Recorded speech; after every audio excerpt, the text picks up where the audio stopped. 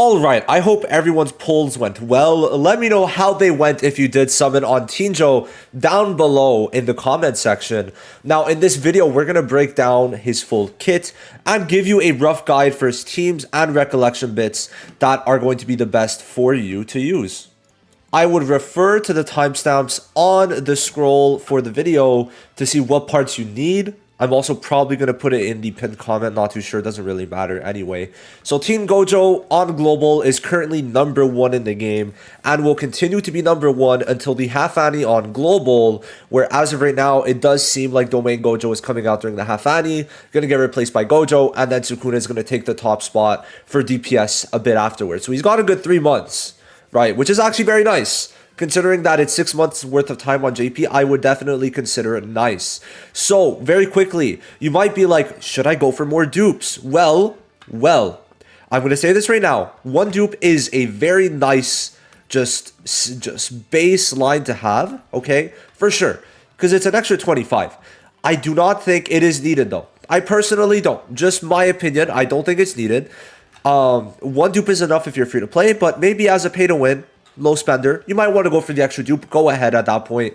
But for a lot of free-to-plays, I would not recommend it at all. And also, he does not need his recollection bit. Do not go chasing for that also, please.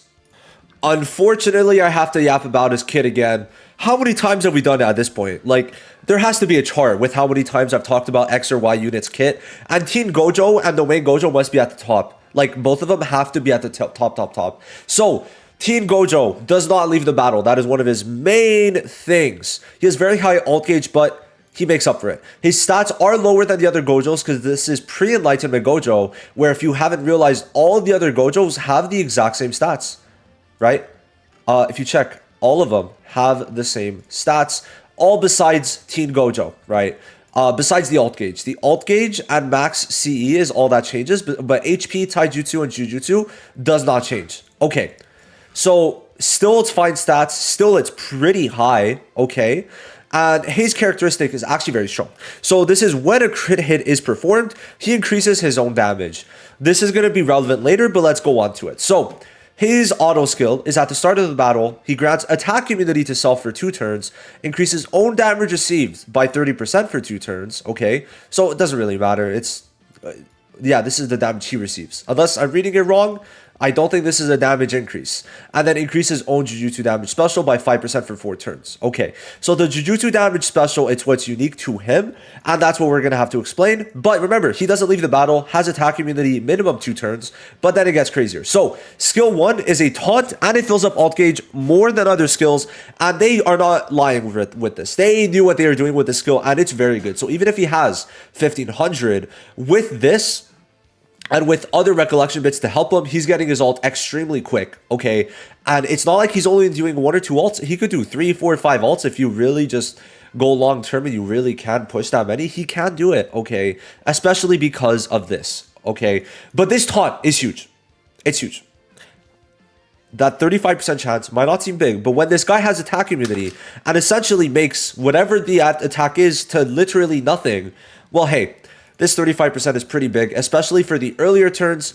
It is a very nice thing to allow you to live longer. But this is where his characteristic and also the fact that he only has 2 turns and the special comes in.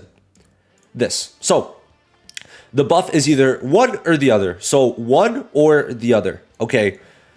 If there is Jujutsu damage special, like he has for the first 4 turns, this skill turns into increased damage and increased crit rate. This is why the crit rate, or crit damage, I should say, because this is just increased crit damage, right? That's it. So having 90% crit rate here is very strong because he has increased crit damage. Huge. And then just a casual 240% damage increase. Now, when the original Jujutsu damage special runs out, he could reapply attack immunity for 3 turns. Okay? So you have it for 2 turns. You don't have it for 2 turns, okay? You have it for 3 turns. You don't have it for 2 turns. You have it for 3 turns. You don't have it for 2 turns is how it's going to go. So 60% of the time, in most cases, he's got attack immunity. This guy's not dying still. We understand that, right? Now he increases his own damage received, but this doesn't really matter because he's got attack immunity, right? And then he increases his own Jujutsu damage special by 5%. So it's still a nice little buff. Doesn't really matter though. But hey, So basically, for 5 more turns after this, you cannot reapply the attack immunity. But this means for 5 turns, you can apply the damage increase and crit rate increase. But remember, it could only stack up to 3 times, because when you reuse it a 4th time, you're just wasting the buff, right? Because then it just resets, and then there's only going to be 3. All right, good. We know that. Now, the skill 3, you are not using it. It is Jujutsu damage and decreases the selected enemy's damage, so a damage lower on the enemy. It's whatever. You're not using this in almost any case. I've never had to use it personally. I always use either the skill 1 or the skill 2. So I just want to say right now, don't really start using the skill 3. Now, the ult is the biggest damage dealer by far. So it's 1500 as of right now, highest damaging ult in the game. I'm very close to even maybe putting Toto in that range, which is kind of wild, but it depends on how big this crit damage increases. Like, you know, what I'm actually pretty curious, right? How big this is, because if it's like 50%, this guy's damage is insane. So 1500 and it's 5 hits. Why 5 hits matters is because you might not hit the crit right away, but if you have 5 chances, likely chance you're going to proc the crit damage increase at some point. Just because it's 240% damage increase with a crit rate alongside crit damage increase is huge. Sorry, it's huge. So that's Gojo's kit. In terms of the skills to level up, it's going to be the ult first, skill 2 second, skill 1 third. You don't have to touch the skill 3 unless you want to do it purely for aesthetic to increase his combat power. This is the last thing you touch. Ult is 1, skill 2 is 2, skill 1 is 3, skill 3 is 4. Now, there's 4 recollection bits I'd stick to, and I could go into game for this. Number 1 is Pride. So Pride is the best one because you're able to stack this, okay? Keep that in mind. You could stack this buff twice, okay? Let me make sure you understand, because I've never really mentioned it outright because it's just something I imagine is universally known. But here we go. So essentially, right, you could use Pride and then only use your skill 2. And this is not going to use any of these instances up. You could, even if you really feel like it, use your skill 1 once to get increased ult gauge, and then after that you activate Pride, and then for 8 turns afterwards it's going to still be there. There's a 5-turn cooldown, which means you could go 5 turns after, then there's going to be 2 stacks available, right? Make sure you do not use any moves with Jujutsu, because every Jujutsu move puts 1 turn down, or 1 time down, and you only have 2 times. So you could only use the skill 2, but Pride is going to be best if you want the highest damage. If not, non-standard's great, gives you a nice clean 85%, but remember, just to restate this, it's 2 stacks of 60% if this maxes out. Great. But this one also gives ult gauge so you can get your ult quicker. It does help, right? Definitely does help. Nice little 85% total. And then we have this one, which is also very good. Strongest duo gives you a nice 65%. And the ult gauge increase for 3 turns is absolutely huge, especially if you got other ult gauges with that too. And then finally, this one is Gojo's unique one, and it gives a 90% increase with extra break damage. The break damage is pretty good because on his ult, I feel like I break pretty well on it, especially if you got Momo on the team. It's a nice increase, but overall, I'd still say Pride and non-standard are going to be better than, well, for now, a Cola. There you go. And it's also because it gives more taijutsu when he doesn't really need it. And then you see here, it's pure jujutsu. Okay, so that is also something that is pretty important when we're discussing this. So you could see the team names on the top. I filled them all in. There's 4 main teams that you're going to see. Now, in terms of supports, I'm just going to put this on screen, and then you do with it what you will. But essentially, the supports could be any of these. Any of these units, it could be the support. Besides Domain Gojo, obviously. But any of these guys could be the support. All right. I just want to make sure that's clear. Well, besides someone like Ghetto, who's like type specific. But in terms of like damaging supports, it could be Momo, Yaga, Ghetto, Degumi, even Gaku Ganji, Kaido, not Inumaki. It could be this Inumaki. It could be Mai. It could be the red Nanami. It could be green Kaido in some cases. And it could be Junpei if you're trying to stall. So all of those is what you could kind of slot in for specific instances. So definitely take use of that. But this is the standard team that you'll see. Maybe not with Degumi at the end, but really anyone you want. I just slotted Degumi in because this team is what I used to beat floor 50. Okay, this is the exact team, right? So this is the team that I, well, recommend, okay? And what's really cool is that, well, for example, this recollection bit gives 200 alt gauge. This is the alt gauge increase of 35%. And then this gives 200 alt gauge. So Team Gojo is going to get his alt quick. And then you could kind of get the rest of their stuff quick. And also Momo is giving break damage, which versus floor 50, for example, is huge. Now, Degumi doesn't need to be. It could be Red Nanami. Or, I mean, yeah, I guess Red Nanami. The last slot in this case doesn't really matter. It shouldn't really prove to be useful, but it's there, right? Now, this one is for break, all right? Mecha Maru, and this is after buff Mecha Maru, and this is more of a pay-to-win team, obviously, and it's like kind of worse a bit, but Mecha Maru is going to be pretty good for breaking, especially now with his extra, what exactly did they add?